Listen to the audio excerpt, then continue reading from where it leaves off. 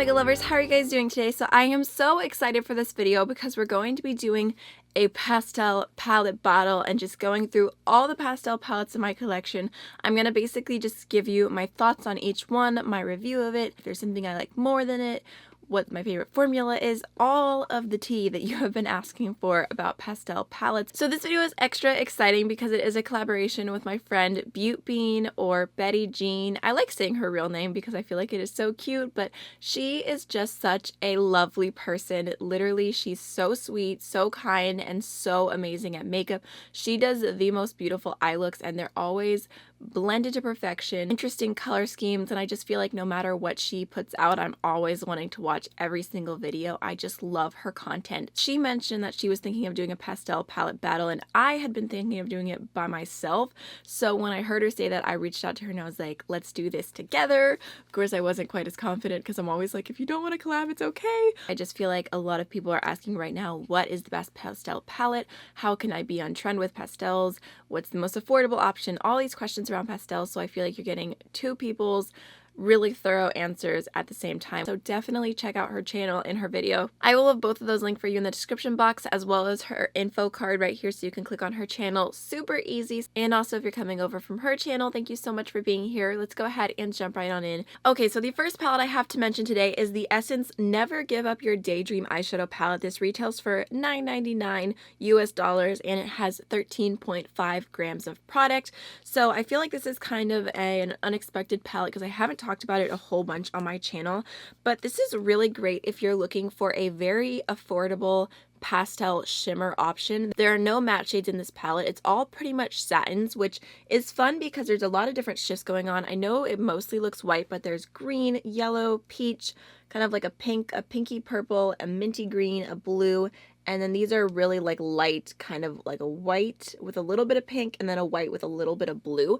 So there's a lot of options here. This can actually double as a highlighter palette as well if you wanted to use it on the face and you like more of a colored kind of duochrome highlighter. This is a great option for that as well, but I wanted to include this because there's a ton of different pastel options here, and if you are someone who doesn't want pastel mattes and you just want a very satiny formula, this is definitely an option. It's not personally my favorite because I'm just super extra, so I like the really vibrant pastel shimmers. I like super sparkly shades. I want everything to be above and beyond, and this is just like nice little satins, so I feel like it has a place. I feel like there's definitely people out there who could possibly love this. Alright, next we have the Sugarpill Fun Size Mini Color Palette, and this retails for $28 and has 7.2 grams of product. It is also vegan, so this is a really cute tiny palette. It's video game inspired. There's a little cat on it. And I think this was just a nice release from Sugarpill in general because for so long, the only way you could purchase any of their eyeshadows was by buying their giant pans, and it was just kind of an expensive purchase to get more than a few shades. There's also a heart-shaped mirror in this, which is absolutely adorable. It says level up your makeup. So here is the color story, and I feel like it does not look like a pastel palette right off the bat. It looks very bright. This was gifted to me by a subscriber, so thank you so much, Crystal. I still appreciate it. I'm so glad that I get to review this because you were so kind. When I first got it, I thought it was a bright rainbow palette, and then I started using it. I'm like, okay, there's some serious pastel tones in this palette. The funny thing is there are some bright shades as well, so it can very easily go super pastel or super bright. So I think this is a great option if you're looking for something very small, all matte, and overall I think the formula is nice. I feel, unpopular opinion, that Sugarpill is a little bit overhyped. Their formula, I think it got so much hype because back in the OG days of YouTube, Sugarpill was the only real option for getting some intense, colorful eyeshadows, and now the market has so much more variety. So I think this could be really great for someone who's looking for pastels, but you also want to have the option to make the look a little bit brighter, add a little bit more depth, because a lot of pastel palettes don't have these brighter tones here.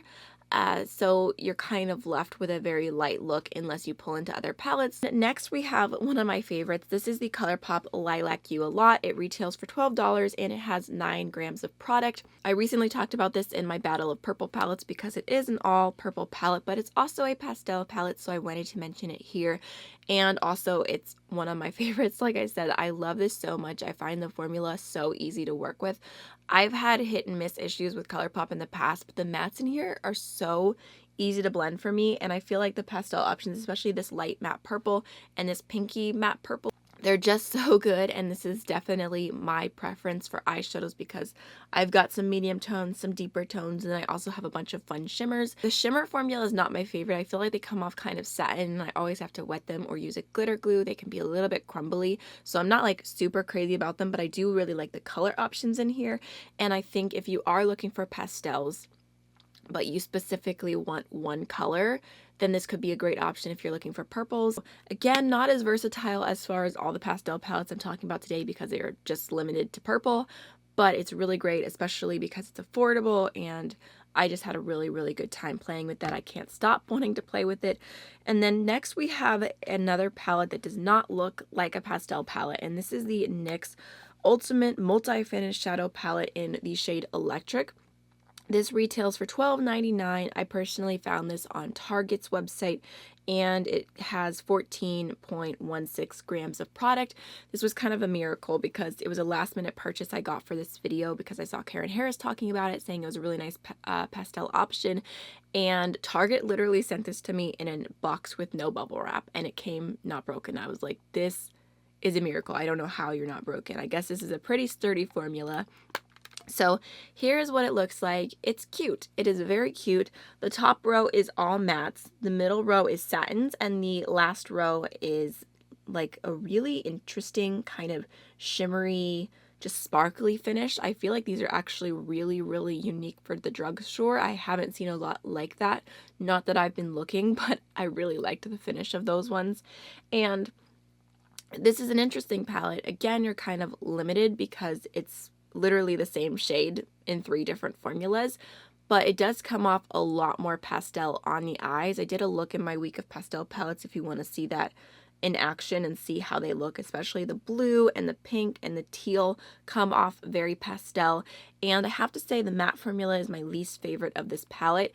It's just a little bit thin, and I don't know, I just feel like I'm so spoiled with such good matte formulas from other brands. Well, just using these, I was pretty unimpressed by the matte formula. It's not something I see myself reaching for a ton.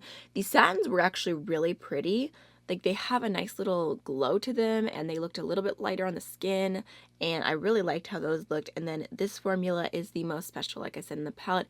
Very, very beautiful, very multi-dimensional. They stand out a lot. So I think, again, if you're looking for a really affordable option and you want to just grab this palette as pops of pastels to kind of add to other palettes, other looks that you have, it is a really cute little option. Next, I have a palette that's kind of neutral with some pops of pastels. I wanted to go ahead and include it just to really, you know, throw every pastel palette that I possibly could in this video when I was going through my collection.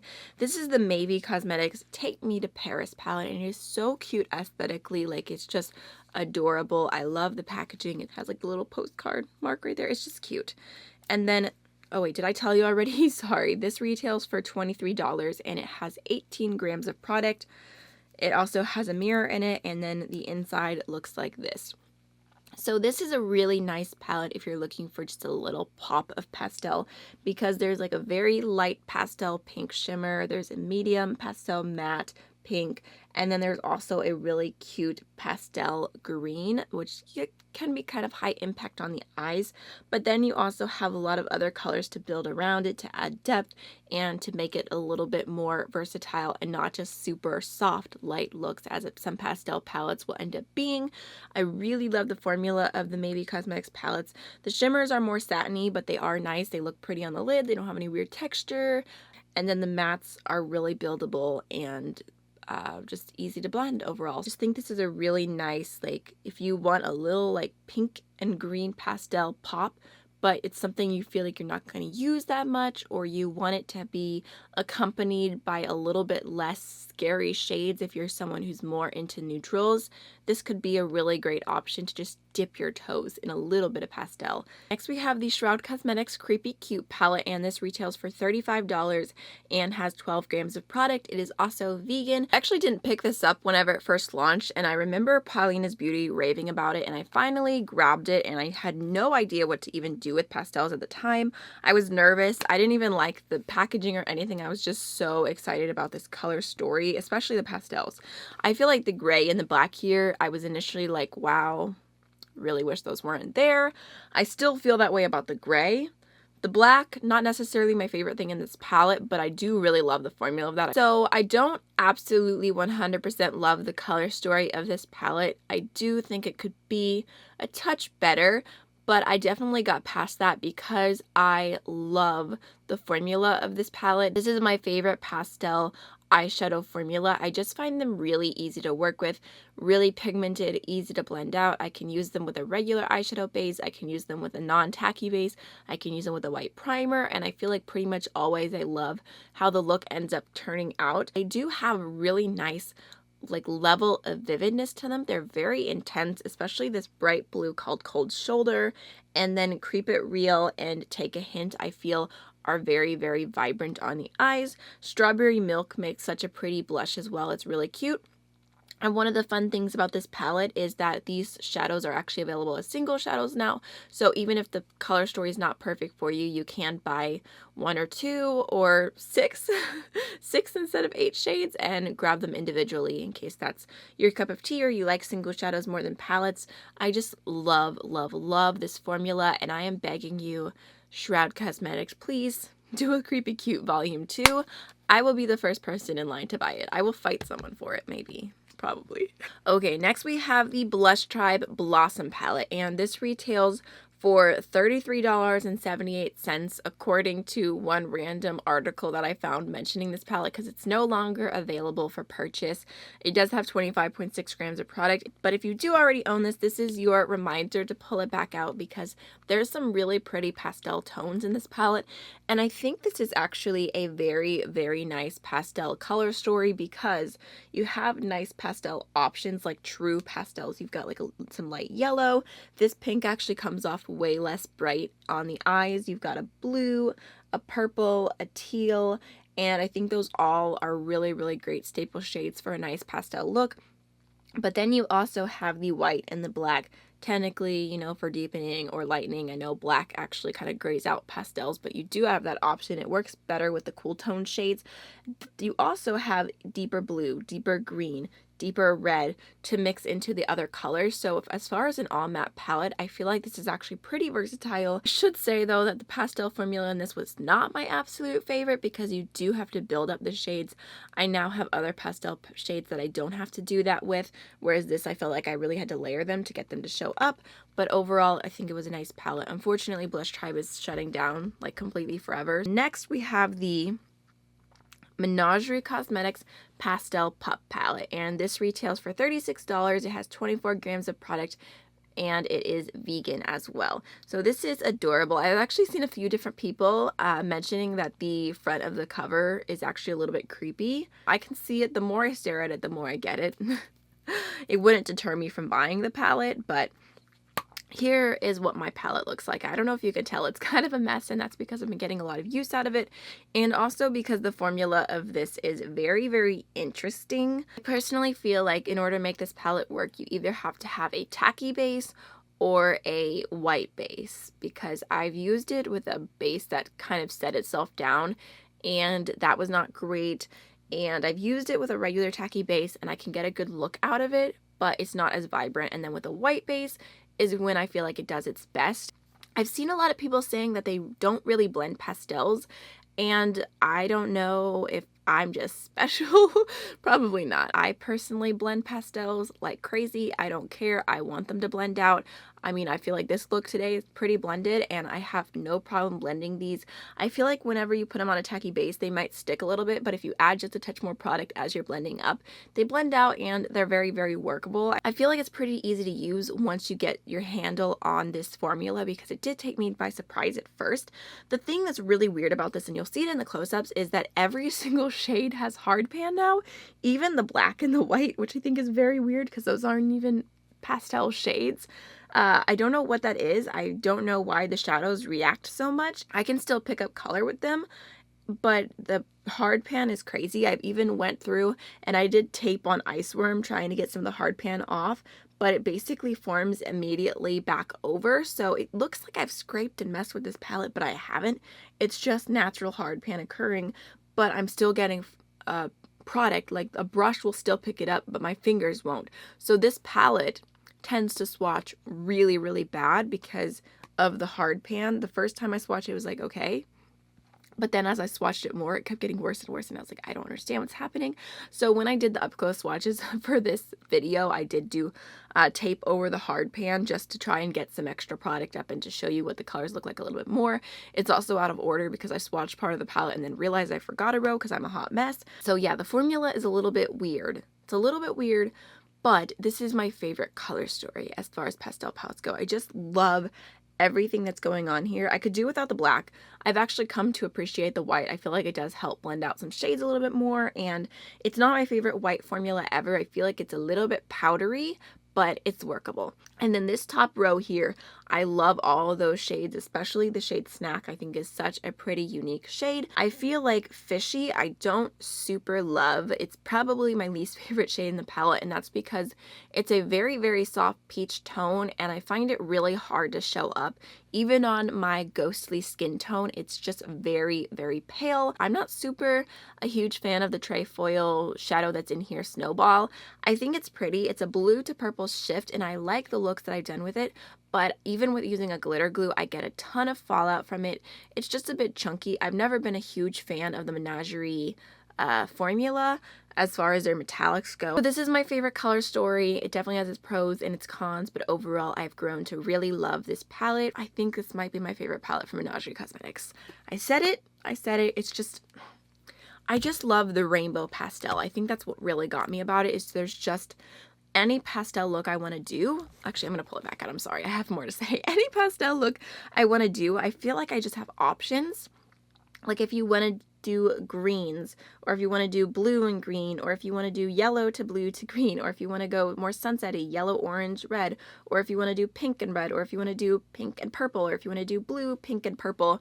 I just feel like the colors in here are so complementary to each other, and like I feel so inspired by it. All right, next we have the Linda Hallberg Spectral Palette, and this is vegan. It has 20 grams of product, and it's kind of funny because it used to be this was cheaper on the Linda Hallberg website, but now it's cheaper on Beauty Bay. On Beauty Bay it's $54, and on their website it is $59. So definitely check out both websites before you make a purchase. They are a Swedish indie brand, which is super fun. And I remember whenever Linda did her reveal video, I want to say she said something along the lines of this started off as a pastel palette, but then she wanted to make it a little bit more dimensional. So you have this beautiful pink, which I actually use on the eyes sometimes, but mostly I use it as blush. I love that shade as blush. This one too, Dim, is a really beautiful, more glowy blush, which is kind of like a soft peachy tone. And then you have a really beautiful matte light lavender. You have a teal, which has a bit of vibrancy to it.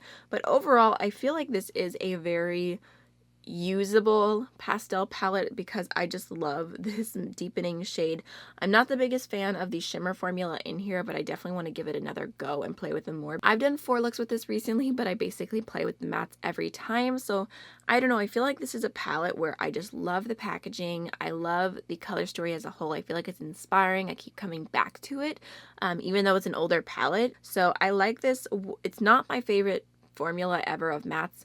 I feel like they need a little bit more love. They don't blend as easily as some other things that I have, but overall it's a nice palette. But then again, when I'm looking at the price point of this compared to some other palettes I've mentioned, I feel like their price point and their quality is a bit better. Happy I have it. I feel like it's special, but it's definitely expensive. Okay, next we have the Noma Cosmetics Harajuku palette. This is vegan, retails for $39, and has 22.5 grams of product.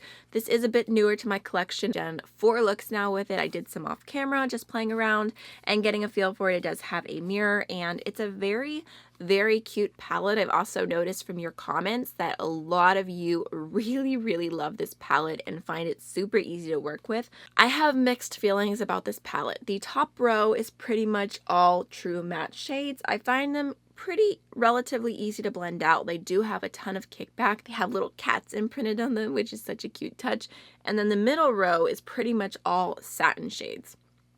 I personally just don't reach for satins that often. Again, from your comments, I see a lot of you really love the satins in here and find them super easy to blend out and just like a very quick, easy look. However, the bottom row is where it's at. Like, they are so beautiful. You've got a purple with a blue shift, a yellow with a pink shift, a pretty true purple. I don't really see a shift to this one. And then this one has like blue and green reflex to it, and then this one has like pink, purple, blue, like just a lot going on there.